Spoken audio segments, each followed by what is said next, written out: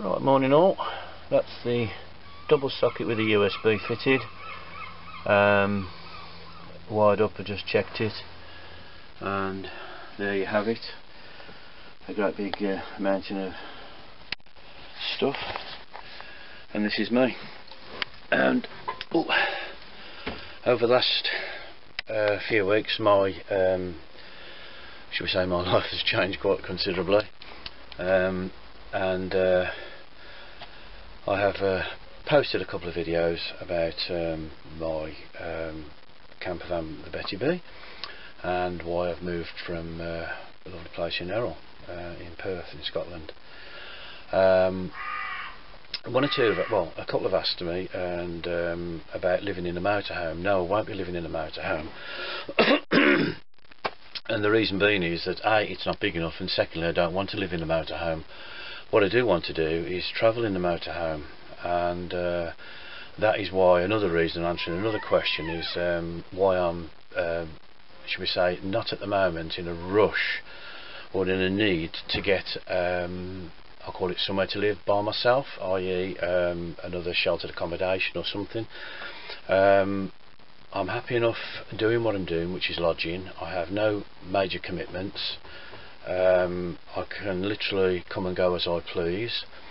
Haven't got to worry about too much about the house and upkeep, because it's not my house. And with all due respect to the lady who is sharing her house with me, I've known her for some years. I won't go into any more personal details, but it's I've known this person, Anne, for many years, and how and why, well, that's up to you to find out if you want to. I have a nice enough room and a large double bed, which is just for me, too big actually. It's always lonely in a big double bed, I think, but that's another story. So no, I'm not living in a motorhome. I'm not living in this camper, simply because I don't want to. The whole idea, when I tried living in a motorhome before, or had the idea of living in a motorhome, was possibly being swept away by other desires and whatever. But as you can see by my videos from the early days to now, things change, and if you don't change and bend with the wind, then it doesn't happen. I still have my bad days, and I still have good days. As for the relationship, that's between me and Corrine. That's nothing to do with anybody else.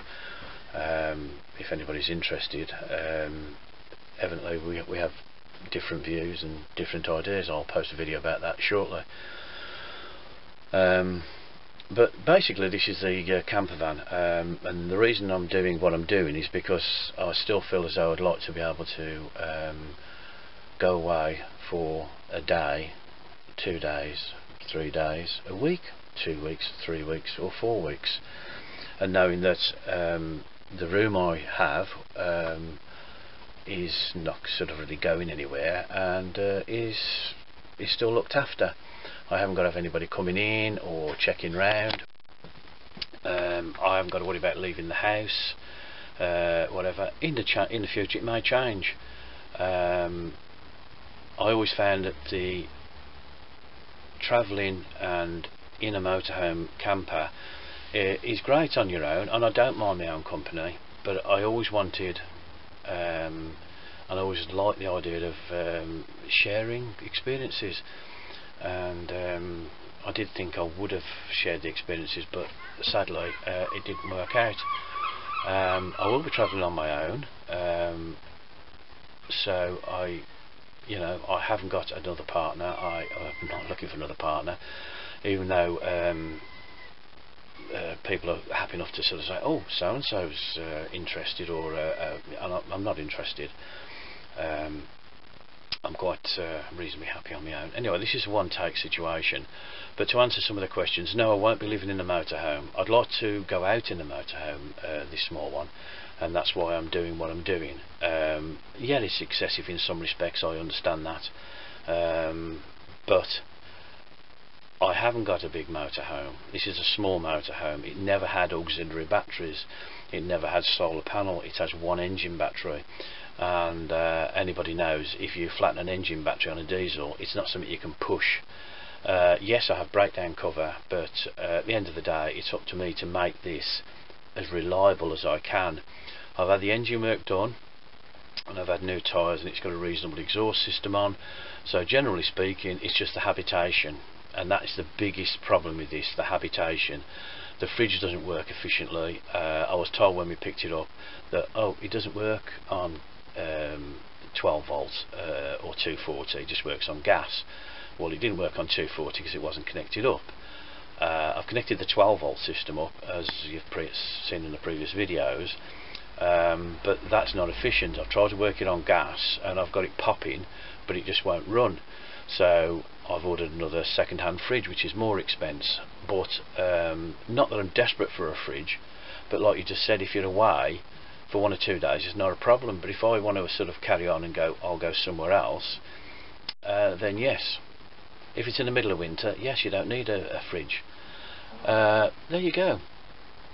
I've reconstituted the toilet back to the Thetford C2 toilet, because I did put a slightly different toilet in for disabled or mobility, but that doesn't need it anymore, so I've gone back to the cassette toilet, which is slightly easier, more expensive, but there you go. My arm's aching.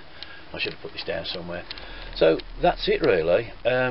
If anybody wants any questions or answers, I'll gladly answer them. I'll either turn around to a private message or put it on here. I've got nothing to hide. I've got it's a deep sadness falling out with somebody. I never thought I'd not be friends with Corrine, if I don't mind saying that, and it is with great sadness that I left Perth. It was not something I did overnight, but I'll make a little video about that and try and give an analogy and say why I left, and nothing personal, I can assure you, but it's like everything else, you have to go where you feel. I had good intentions. Anyway, back to camper. So at the moment I've done the inverter, the batteries, T-Max split charging system, which is working. Everything seems to be working okay. Hopefully the fridge will come today, tomorrow, and then hopefully I can get that in and it'll at least work on gas,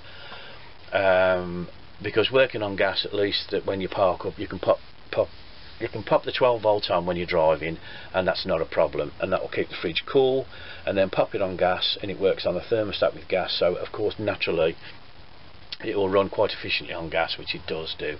And if I was plugged into the mains, I could use the mains, because I've wired the mains up now and done that. I think I've done most things. I've still got to test 1 or 2 bits and pieces, but as for anything else, no, I haven't changed the curtains. I think Corrine bought some curtains, but evidently she kept those. Excuse me, I've just whatever. So yes, it is a bit of a mess. I changed the skylight. That was £44. The reason I changed the skylight was simply because it was bodged. It was screwed down. It wasn't no lift up handles. It wasn't vented. So when I was cooking, when I was in Errol and I was cooking there for a week, I had to open the door or the back window, which is fine, but you really want the venting. So for that amount of money and a couple of hours work, it's done. I'm happy with that. I've still got to repair the light for some unknown reason, the light switch, but it's the little toggle switch, it just doesn't push in and out, and it's not working efficiently. I've still got to tidy up. I've still wanted to put the reversing camera in, and you say, look, tiny motorhome, reversing camera. Well, yeah, actually, it's just a safety precaution. I can reverse reasonably well, and I can drive reasonably well. But other than that, it's okay. I've still got to do why I can't hold water, because evidently the connection at the bottom of the grey water tank has been taken off, unscrewed, and I don't know what the thread is or don't know what's fitted in there. So there's lots of little things still niggling away. Yeah, so there you go. It's as though it's like a constant battle, but I will get there, and I will hopefully in May go. Oh, my arm's aching still, and go away in May for a small amount of time. I want to head back up to home and see some family. Well, my former home. I'm not sure whether I'm stopping in Weymouth. I can't answer that question. Never say never anymore, because at the end of the day I never thought I'd fall in love again and move to Scotland, but I did, and I still love Corinne, so whether she thinks that or not is her wish, is not mine. But I'd love to be friends, I'd love to speak to her, and fine, that's another issue, but this is the camper. So sorry, yeah, I'm happy enough. I still love Scotland, and I will be up in Scotland this year. I know I will, and I will be turning round and seeing some of the places that Corinne suggested, and some of the places I want to look at as well, and that will hopefully be a long trip, and I'll be up there for at least a month or more, but that will be probably towards autumnish area. But once again, I don't know. I just do not know. Anyway, this video is long enough. I'll catch you all again soon. I'll make a few little updates on various bits and pieces I'm doing and post them, and I've got 2 other videos in the pipeline in my head to make, and hopefully they'll be posted over the next few days as well. Thank you all for watching. Thank you for the new subscribers. Any questions, whatever, I don't mind answering anything, as long as you put it down in the box. If it's personal, I'll personal message you or whatever. Okay, and thank you all for asking. I think Dave and Sue, One Nature. Anyway, a quick little mention. Thank you all. Catch you all again soon, and a big thanks to Corinne. Cheers.